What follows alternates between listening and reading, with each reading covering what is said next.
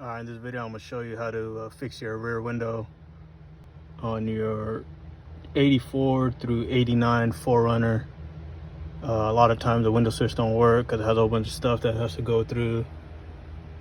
So what you do is you get one of these momentary dual throw switch. I already did all the stuff, but basically these two wires right here, this one and this one, you run it all the way back to the tailgate area and put it straight to your motor, the window motor. And then this black wire will go to any chassis ground, and this red wire right here will go to your power source. Make sure you got an inline fuse, and then you could hear it's working.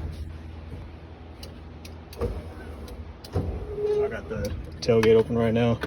Yeah, let me show you what I'm talking about. Just run the wire all the way back, and then straight to your motor, and that should work. All right, thanks for watching.